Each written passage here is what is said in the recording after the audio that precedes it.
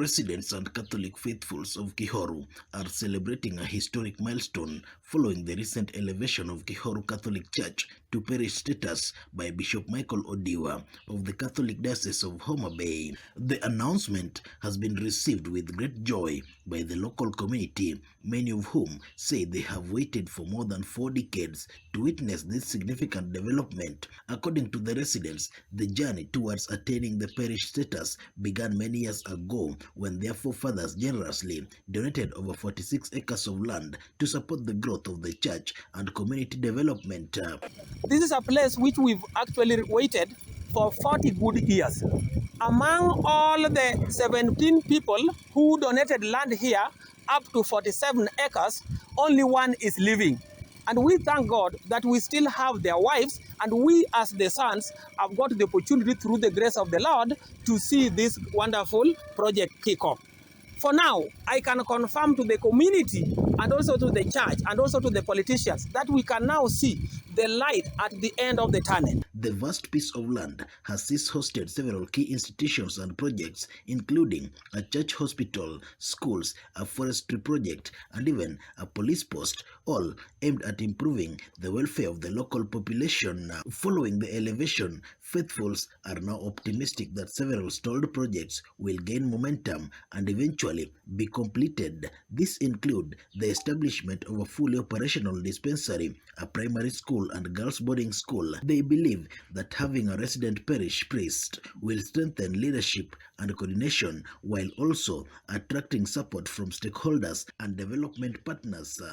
Immediately the priest comes here, we will engage him for a talk. We would chart the way forward on how to get the convent. We would chart the way forward together with the politics and the politicians and also the county government on how to build the complex school from modern nursery, boarding girls, secondary school, and then Catholic Technical Institute as was proposed. These people were also the lovers of the environment, so 4 acres was set aside.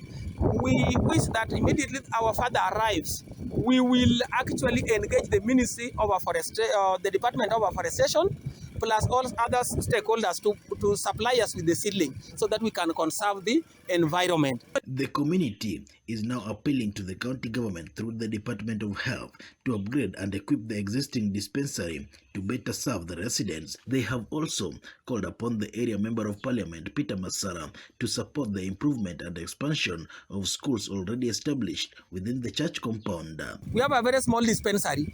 That dispensary has no power. It is powered with 2 small solars, and we have only 1 nurse.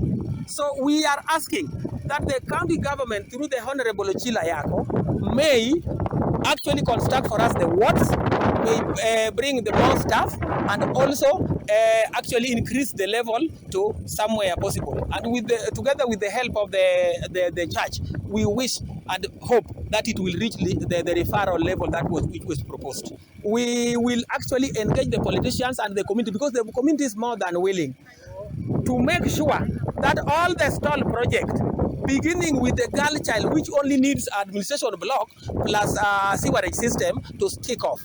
Then we will expand and also make sure that all that which is proposed in this. Tumeomba hii shule ya watoto ya kama Paris, kama secondary school, tulikuwa na hitaji hospitali, tulikuwa na hitaji college ikuwa hapa. Kwa hivyo kama tutakaa hapa na college iko hapa, tutapata wamama wasee na wasee kama sisi, tutapata usaidizi ambapo tutasaidia kikae kama na biashara yangu kidogo, ama nijenge kiosko yangu kidogo, ili itakusaidia baada ya kitoka huko nyumbani, ninakuja ninaketi hapo, ninapata watoto kitoka kwa.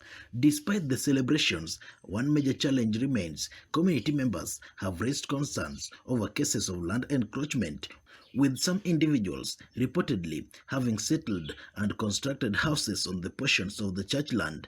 The residents are now urging those occupying the land illegally to vacate peacefully and allow the church to fully utilize the property for its intended development projects.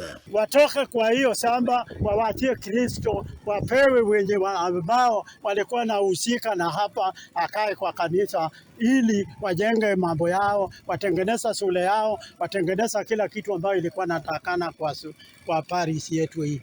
Lennox Odede reporting for Ndizi TV Africa from Migori County.